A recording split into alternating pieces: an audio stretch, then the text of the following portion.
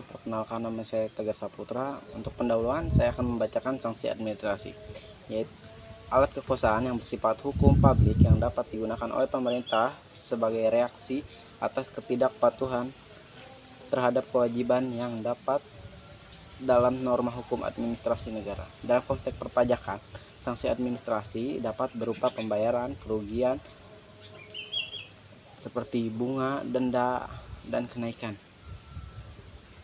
Yaitu sanksi ini dikenakan terhadap kesalahan atau pelanggaran yang tergolong ringan atau mudah dideteksi.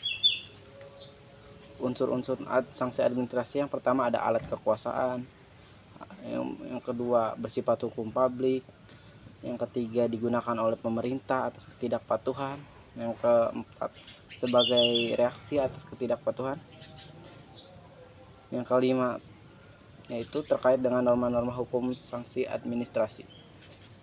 Tujuan dan fungsi sanksi administrasi yaitu tujuannya yang pertama menghormati norma hukum, yang kedua mencegah pelanggaran, yang ketiga mengembalikan kondisi semula. Yang selanjutnya itu fungsi yang pertama yaitu fungsi represif, memberikan efek penderitaan sebagai perilaku yang menyimpang. Yang kedua ada fungsi preventif, memberikan konsekuensi atas pelanggaran. Yang ketiga ada fungsi restitusi, yaitu memperbaiki kerusakan dan memulihkan situasi ke dalam keadaan semula seperti tidak adanya pelanggaran.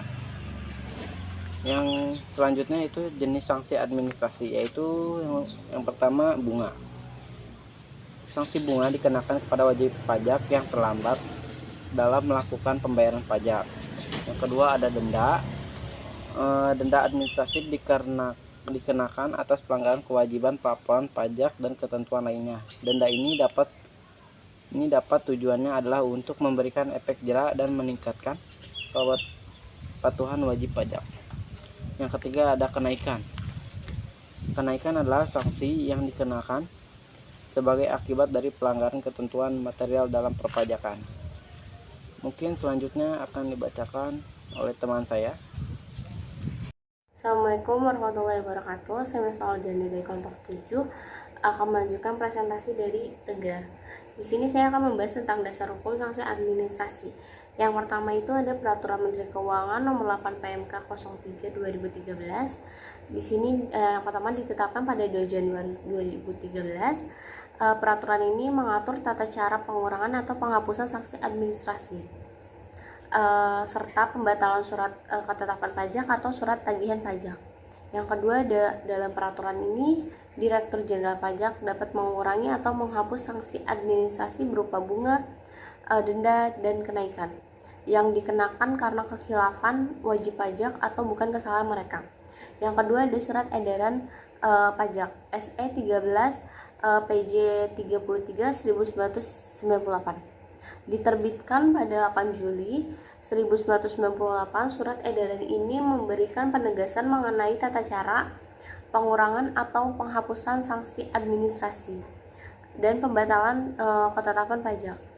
Yang kedua itu ada surat edaran ini merupakan pedoman keuangan sebelumnya dan menjelaskan prosedur permohonan serta jenis sanksi yang dapat diajukan untuk pengurangan atau penghapusan.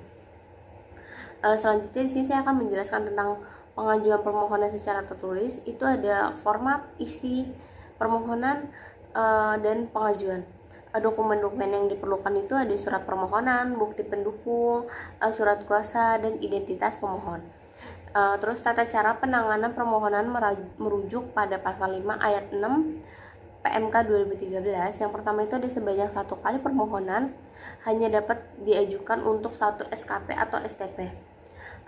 Untuk STP yang disebabkan adanya pajak yang kurang dibayar sepanjang terkait dengan SKP yang sama, permohonan dapat diajukan untuk lebih dari 1 STP. Yang kedua, permohonan harus diajukan secara tertulis dalam bahasa Indonesia. Yang ketiga, dalam permohonan harus dikemukakan jumlah sanksi administrasi menurut wajib pajak dengan disertai alasan. Yang keempat, permohonan harus disampaikan ke KPP wajib pajak terdaftar.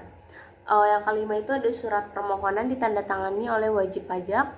Surat permohonan harus dilapiri dengan surat kuasa.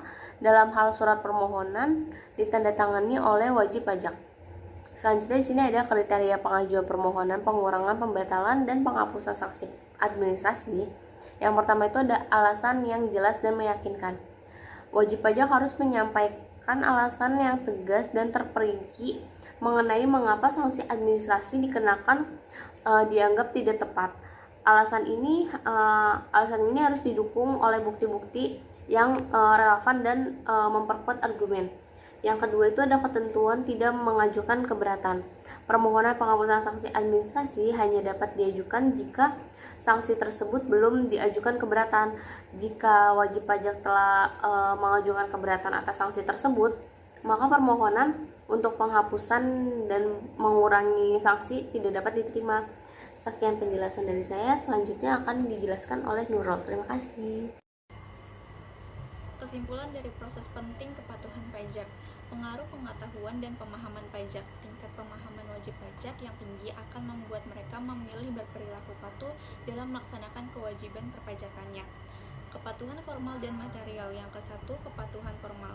Kepatuhan formal melibatkan upaya wajib pajak untuk memenuhi kewajiban perpajakannya secara formal sesuai dengan ketentuan formal peraturan undang-undang perpajakan.